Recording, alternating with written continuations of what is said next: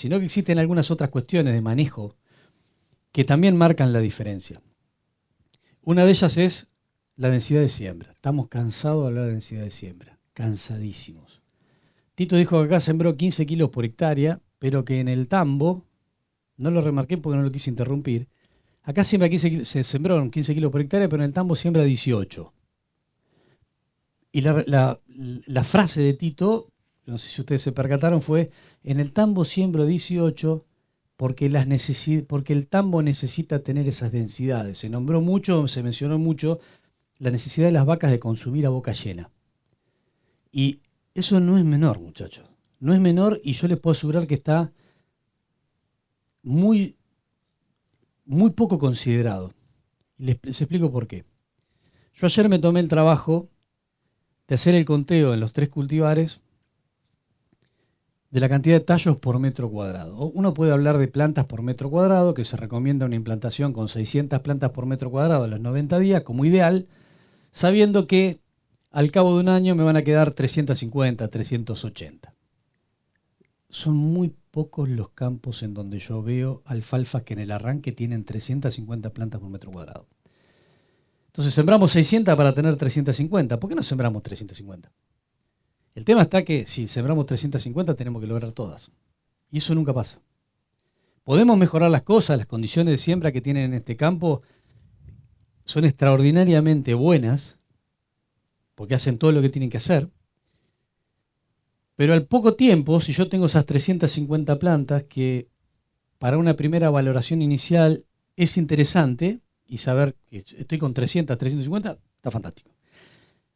Ahora, ¿qué es lo que ocurre? Uno las puede contar los primeros 120 días, después empiezan a ramificarse, empieza a formar la corona, empieza a tirar tallos por todos lados, y el número de plantas es un muy buen factor para tomar en cuenta en la implantación, pero cuando empieza la ramificación es imposible. Y ahí se empieza a generar una especie de frontera difusa de cuántas plantas necesito para que esto esté mostrando esté mostrando su potencial de producción. Entonces, ¿qué es lo que va pasando? Esas 350 plantas, se muere una al lado, ramifica la otra, compensa. Se sigue muriendo otra, ramifica la otra, compensa. Ahora, la capacidad de ramificación con esos tallos no es absolutamente infinita. Una planta puede producir 20, 30, 40 tallos, quieren 50, se los doy, pero no puede producir 500. Se sabe que en estas regiones se necesitan más o menos unos 450 tallos, pongamos entre 400 y 500, le metemos un rango alto, de tallos por metro cuadrado para mantener al tope el potencial de producción, ¿sí? Siendo burdo, uno puede lograr 450 tallos con una planta, no existe, una planta de 450 tallos o 450 plantas un tallo, ¿me siguen? ¿Sí? Bien. Si yo tengo 450 plantas de un tallo y se muere una, por enfermedades, por manejo, pero no por desmanejo, porque a veces ocurre que hay que ser medio hereje y no queda otra. Uno está produciendo en la cabeza, tiene que tener el objetivo de producir leche o carne, y el pasto es un camino para producir eso. Entonces yo tengo 450 plantas de un tallo, se me muere la mitad por alguna condición X, me queda la mitad de las plantas, 200 plantas, pero con que me saquen 2 tallos y medio por planta, ya tengo la cantidad de tallos por metro cuadrado para mantener a tope la producción. ¿Me siguen?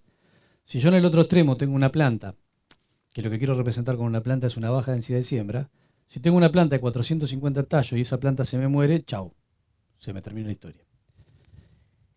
Esa evolución, muchas veces, como les mencionaba anteriormente, y vuelvo al inicio de lo que les contaba, a veces pasa en el primer año.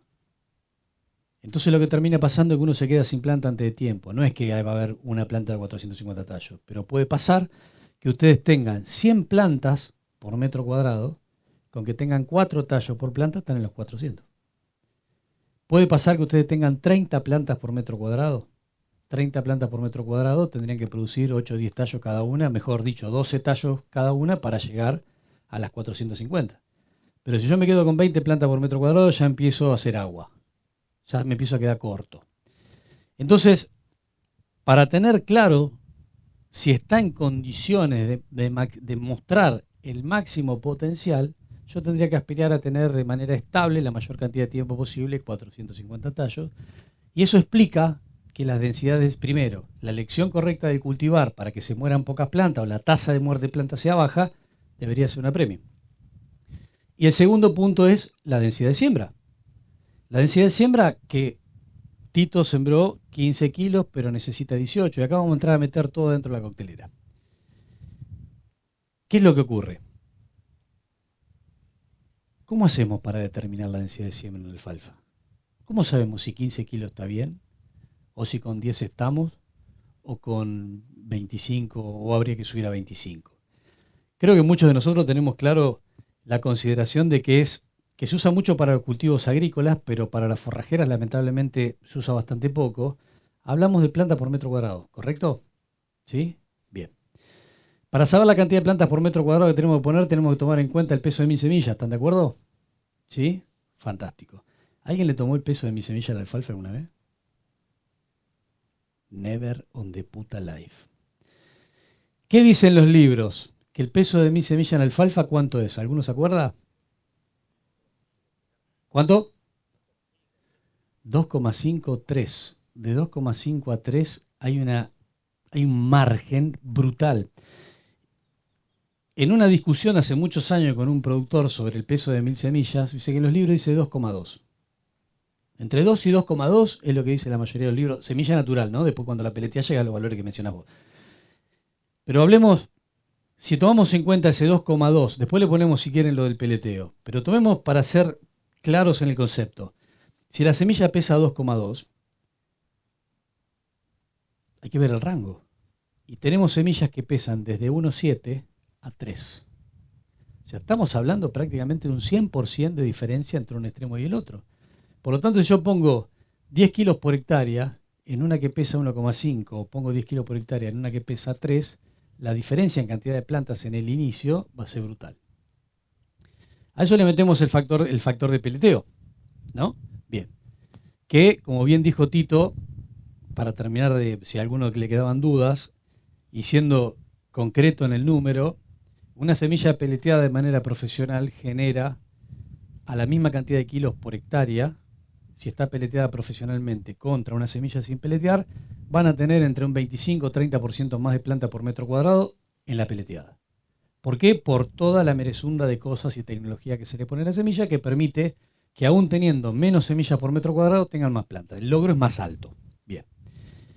Entonces, ¿qué pasa? Yo ayer vine acá y acá los invito a pensar, a que me cuenten ustedes qué puede pasar. Me puse a contar los tallos por metro cuadrado. 15 kilos, 15 kilos, 15 kilos. Acá estoy en 380 plantas por metro cuadrado. En esa estoy en 450 plantas por metro cuadrado. En la Monarca me dio 520 por metro cuadrado. Entonces, las tres tienen 15 kilos.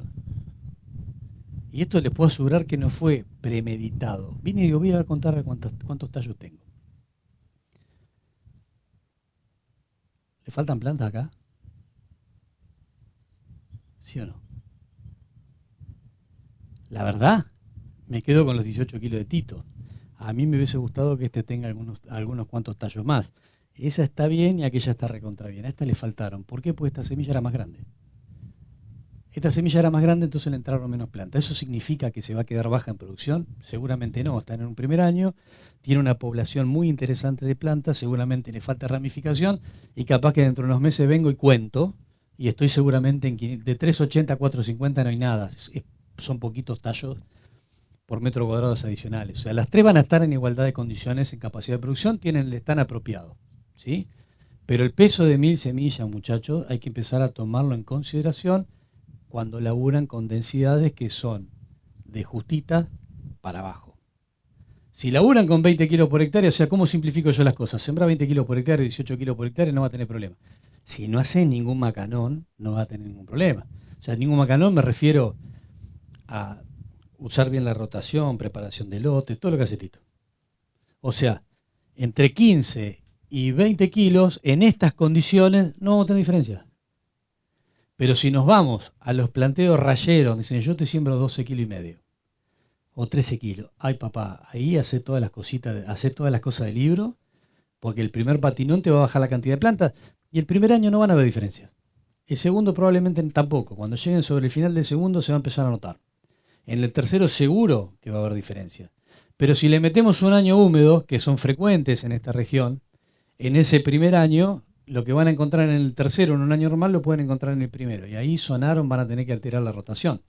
Y se presenta una de las grandes dudas, que es hasta dónde tiene sentido sostener una alfalfa. Los muchachos los mencionaron, lo tienen por rotación. Dijeron 3 años y medio, 4, Tito, más o menos. Bien, 40% de las plantas. Fantástico. Criterio extraordinario. Ahora bien,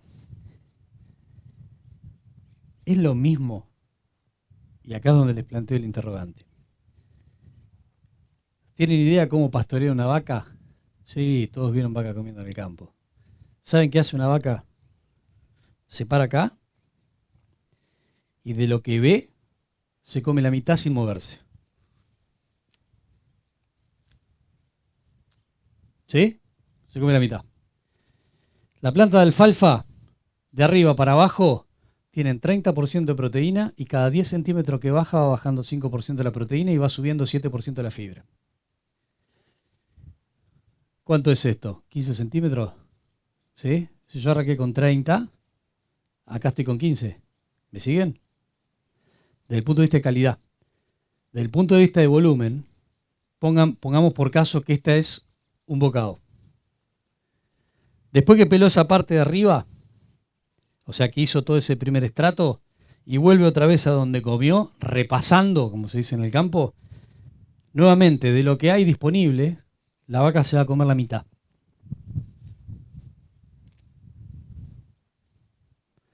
Pero, un dato no menor, es que yo acá, para poder lograr ese volumen que lo hizo con un bocado, acá va a necesitar 3 o 4.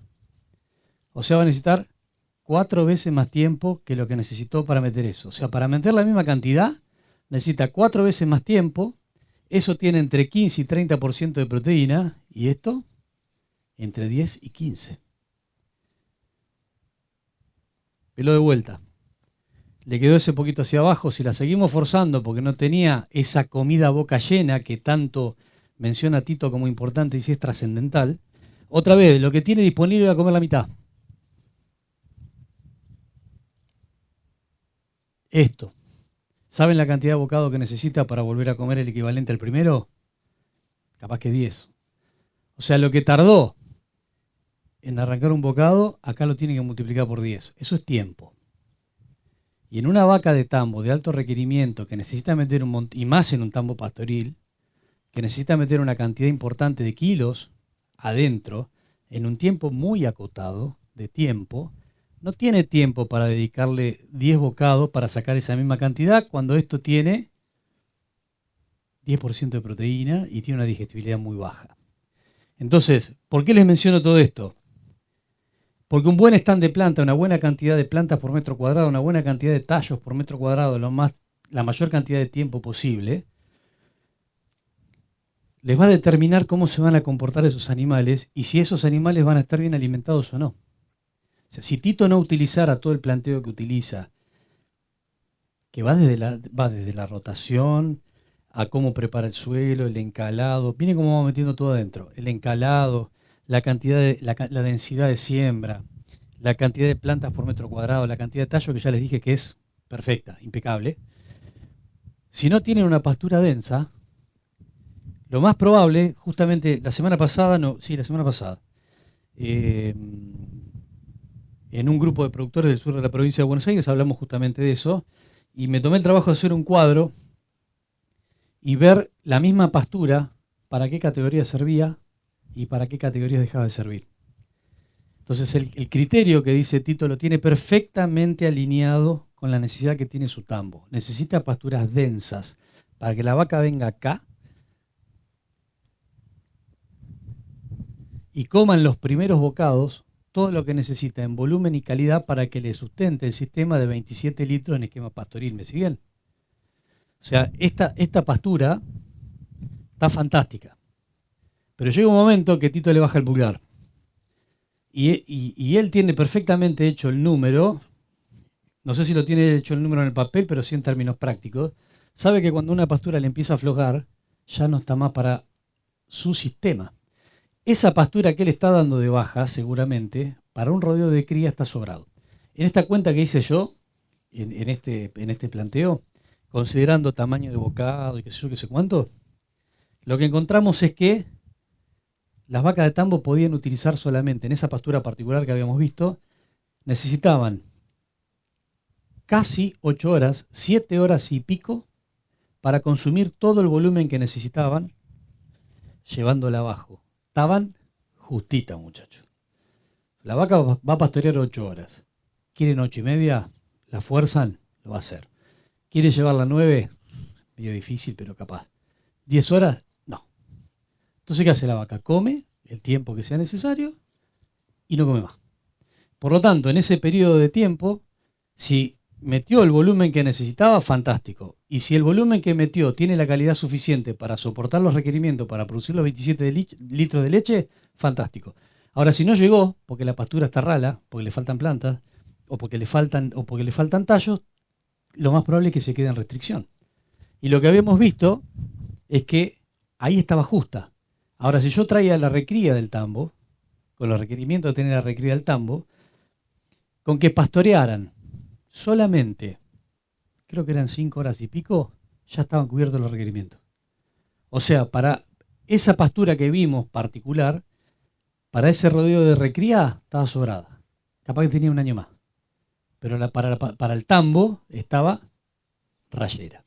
Entonces, las cuestiones de manejo que hacen acercar el potencial de producción, ahora vuelvo otra vez para atrás y vuelvo a cerrar el punto. ¿Cuándo justifica tener un cultivar premium con el diferencial de precio que tienen respecto de aquellos?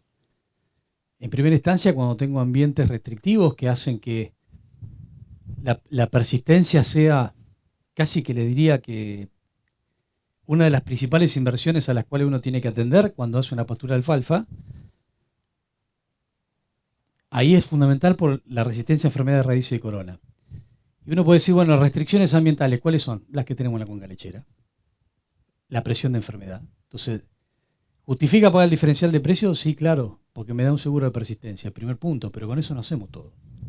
Si yo no le pongo las condiciones de suelo, de implantación, de densidad de siembra, de control de maleza, si yo no logro tener esa pastura, darle el máximo, o sea, tratar de darle todas las herramientas posibles para que de alguna manera se acerque al potencial de rendimiento, no van a encontrar diferencias.